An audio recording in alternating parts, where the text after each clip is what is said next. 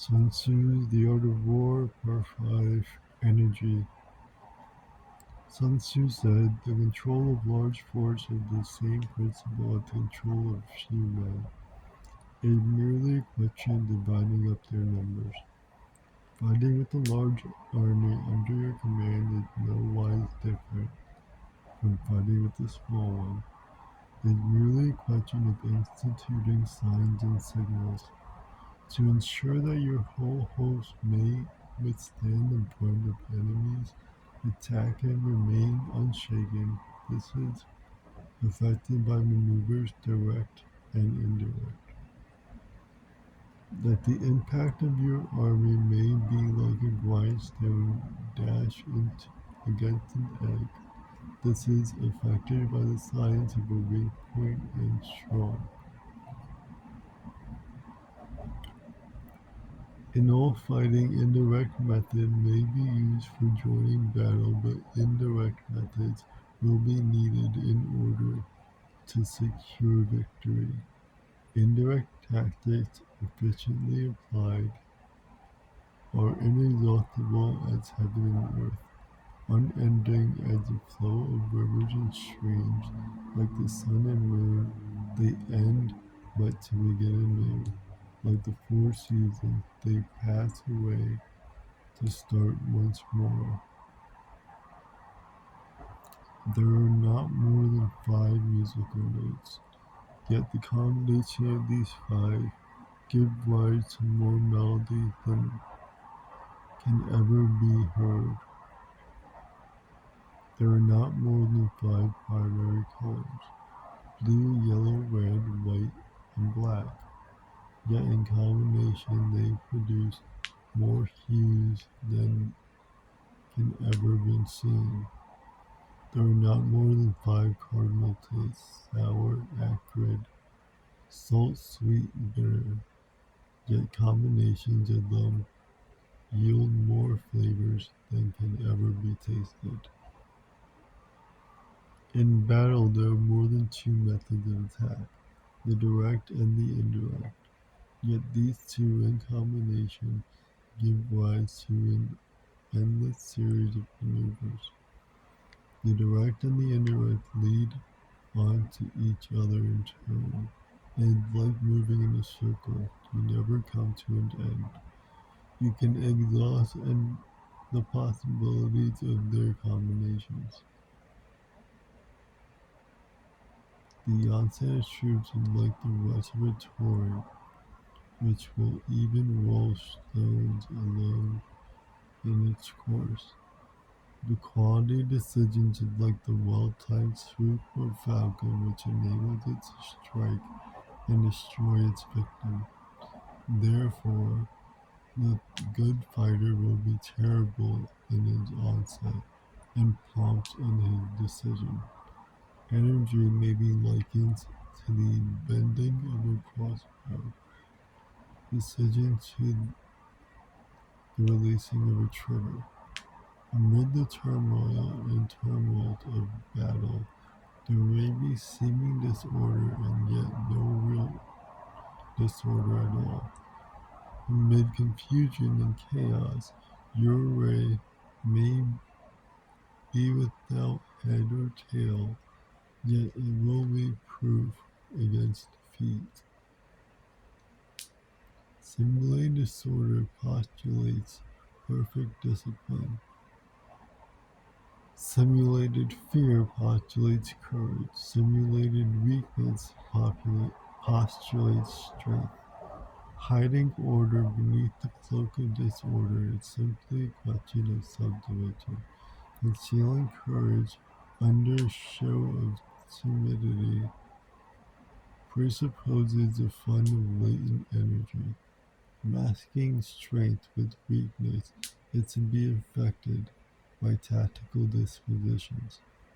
Thus, one who is skillful at keeping the enemy on the move maintains deceitful appearances, according to which the enemy will act. He sacrifices something, and that the enemy may snatch at it. By holding out bait, he keeps him in the march.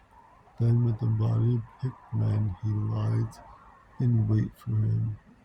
The clever combatant looks to the effect of combined energy and did not require too much from individuals. Hence, his ability to pick out the right men and utilize combined energy. When he utilizes combined energy, his fighting men become as it were like unto rolling logs or stones. For it is the nature of a log or stone to remain motionless on level ground and to move when on a slope. If four-cornered, to come to a standstill, but if round-shaped, to go rolling down.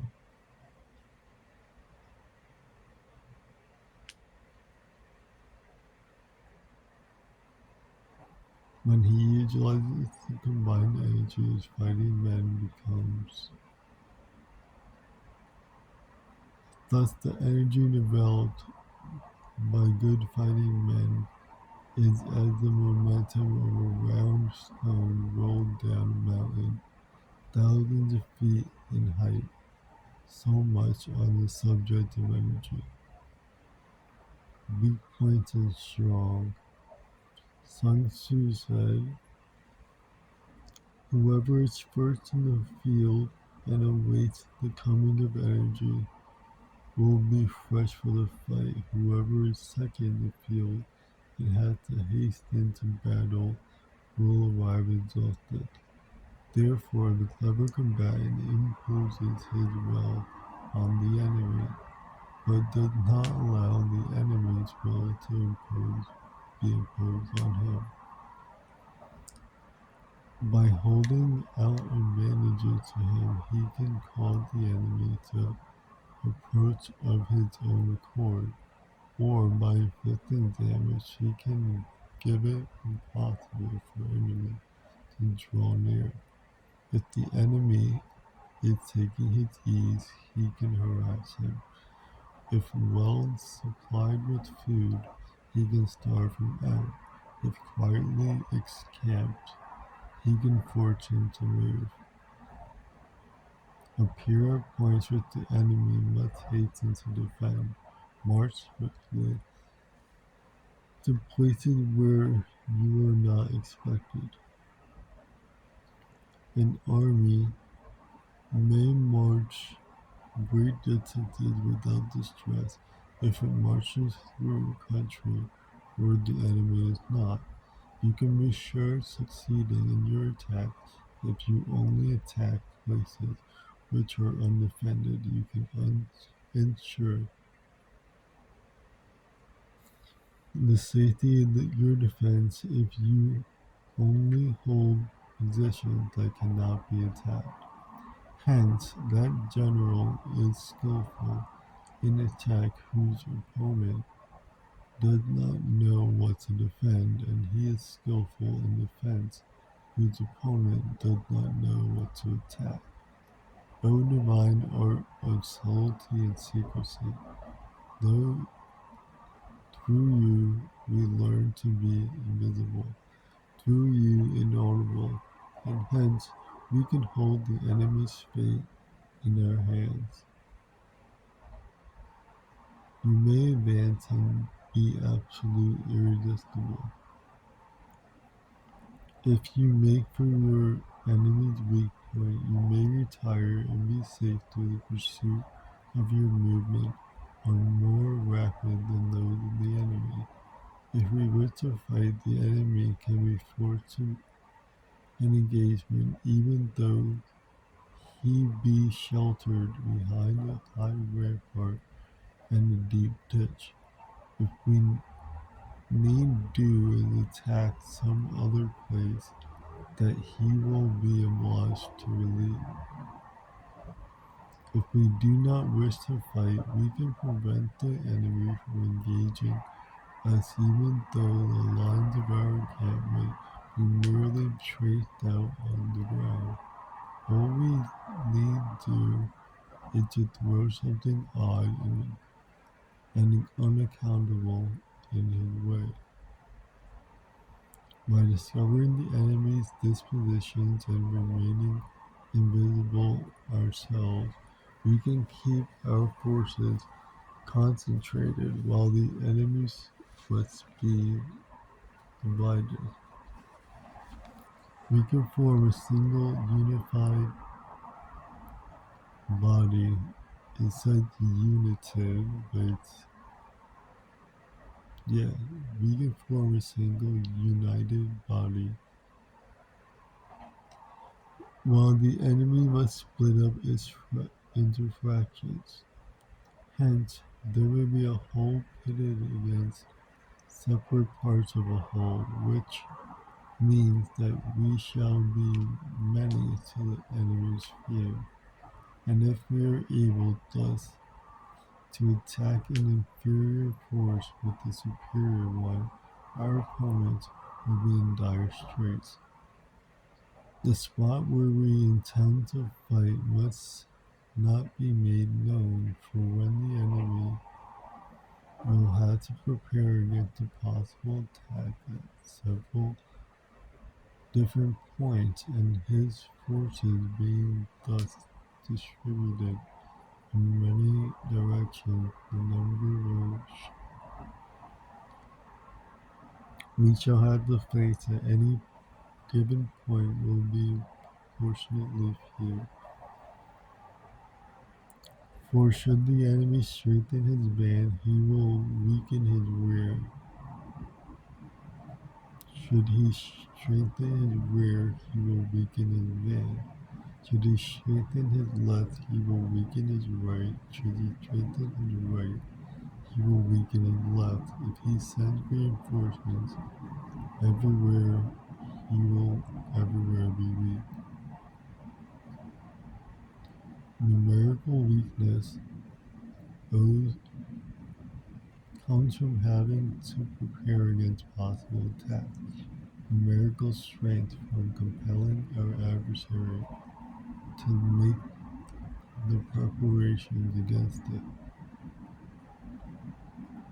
Knowing the place and the time of the coming battle, we may concentrate from the greatest distance in order to fight. But if neither time nor place be known, then the left wing will be impeted to the succor the right equally impotent to succor the left, the van unable to relieve the rear or the rear to support the van. How much more so if the furthest portions of the army are anything under 100 li apart, and even the nearest are separated by several li. Though according to my estimate the soldier of you exceed our own in number, and shall advantage them nothing in the matter of victory. I say then that victory can be achieved. Though the enemy be stronger in number, we may prevent him from fighting. Scheme so as to discover his plans to the likelihood of their success. Rouse him and learn the principles of his activity or inactivity. Force him to reveal himself so as to find out his vulnerable spots.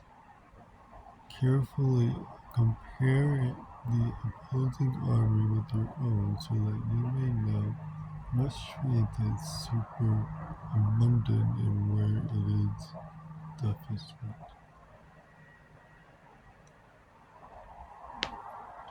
In making tactical dispositions, the highest pitch you can attain is to conceal them. Conceal your dispositions, and you will be safe from the prying of the subtlest spies, from the machinations of the wisest brains. How victory may be produced for them out of the enemy's own tactics That is what the multitude cannot comprehend. All men can see the tactics whereby I conquer, but what none can see the strategy out of which victory is evolved. Do not repeat the tactics which have gained you one victory, but let your methods be regulated by the infinite variety of circumstances. Military tactics are like unto water, for water in its natural course runs away from high places and hastens downward. So in war, the way to avoid what is strong and to strike what is weak. Water shapes its course according to the nature of the ground over which it flows. The soldier works out his victory in relation to the foe whom he is facing. Therefore, just as water retains no constant shape, so in warfare there are no constant conditions. He who can modify tactics in relation to his opponent and thereby succeed in winning may be called a heaven-born captain. The five elements, water, fire, wood, metal, earth, are not always equally dominant. The fear, the four seasons make way for each other in turn. There are short days and long. The moon has its periods of waning and waxing.